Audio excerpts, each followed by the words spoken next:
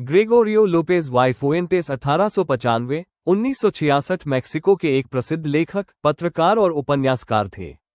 उन्हें मैक्सिको की ग्रामीण और श्रमिक वर्ग की जिंदगी को अपनी रचनाओं में जीवंत तरीके से प्रस्तुत करने के लिए जाना जाता है। वे मैक्सिकन क्रांति के साहित्यिक युग के प्रमुख साहित्यकारों में से एक माने जाते हैं। ग्रेगोरियो लोपेज फुएंटेस को उनके उपन्यासों और कहानियों के लिए जाना जाता है, जो मैक्सिको के ग्रामीण जीवन और गरीबों की कठिनाइयों को वास्तविकता के साथ प्रस्तुत करते हैं। उनकी कहानियों में गरीबी, सामाजिक अन्याय और शोषण जैसे विषय प्रमुख रूप से दिखाई देते हैं। एक भगवान को पत्र, अ लेटर टू गॉड, यह उनकी सबसे प्रसिद्ध लघुकथा है, जिसमें एक गरीब किसान की ईश्वर पर अडिग आस्था को दिखाया गया है। उनकी लेखन शैली सरल और सजीव है। लेंचो एक गरीब किसान था जो अपने परिवार के साथ एक छोटे से पहाड़ी गांव में रहता था। उसकी आजीविका पूरी तरह से खेती पर निर्भर थी। इस बार उसने मक्के और सेम की फसल उगाई थी, जो उसकी मेहनत और परिवार की उम्मीदों का आधार थी। लेकिन फसल के लिए बारिश बेहद जरूरी थी। वह आसमान की ओर देखता और सोचता कि अगर बारिश हो जाए तो उसकी फसल अच्छी हो जाएगी और परिवार सुख शांति से जीवन जी सकेगा। आखिरकार एक दिन उसकी प्रार्थना सुन ली गई।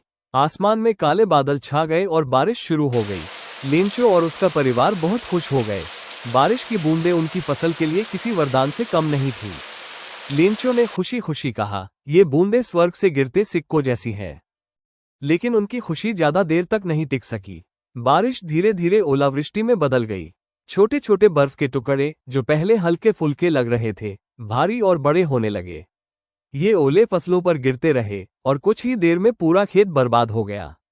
लेंचो का खेत, जो कभी हरियाली से भरा हुआ था, अब सफेद बर्फ की चादर से ढका हुआ था। खेत की मक्के और सेम की फसल पूरी तरह नष्ट हो गई। लेंचो और उसका परिवार गहरे सदमे में आ गया। उनके पास खाने के लिए कुछ नहीं बचा था और अगले सीजन के लिए फसल उगाने का साधन भी खत्म हो चुका था। भूख और गरीबी से बचने का कोई रास्ता नहीं दिख रहा था। लेकिन इस मुश्किल घड़ी में भी लेंचो का भगवान पर विश्वास अडिग था। उसने तय किया कि वह अपनी समस्या भगवान को बताएगा। उसने एक पत्र लिखा जिसमें उसने अपनी हालत का वर्णन किया और भगवान से 100 पेसो मांगे। उसने लिखा कि यह पैसा उसके परिवार की ज़रूरतें पूरी करने और नए बीज खरीदने के लिए जरूरी है। उसने पत्र को भगवान के पते पर डाकघर में जमा कर दिया।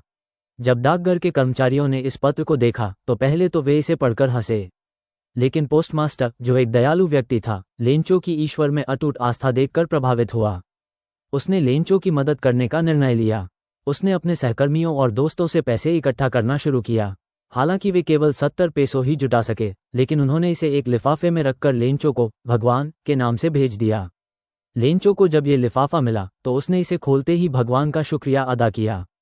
लेकिन जब उसने पैसे गिने तो उसने देखा कि यह 100 पेसो से 30 पेसो कम थे। ये देखकर वह नाराज हो गया। उसे लगा कि भगवान ने पूरा पैसा नहीं भेजा। उसने तुरंत एक और पत्र लिखा। इस बार उसने लिखा, भगवान, मुझे सिर्फ 70 पेसो मिले, कृपया बाकी के 30 पेसो भेजें। लेकिन इस बार पैसे डाकघर के कर्मचारियों के हाथ न भेजें, क्योंकि वे चोर हैं। ये कहानी लेंचो की ईश्वर में अटूट आस्था और पोस्टमास्टर की दयालुता को दर्शाती है। ये हमें सिखाती है कि संकट के समय में इंसान को उम्मीद और विश्वास नहीं छोड़ना चाहिए। साथ ही ये कहानी इंसानी मासूमियत और विडंबना को भी उजागर करती है, क्योंकि जिस पोस्टमास्टर और कर्मचारियों ने उसकी मदद की, उन्हीं को वो चोर समझ बैठा। Thank you for watching. Please like, share and subscribe.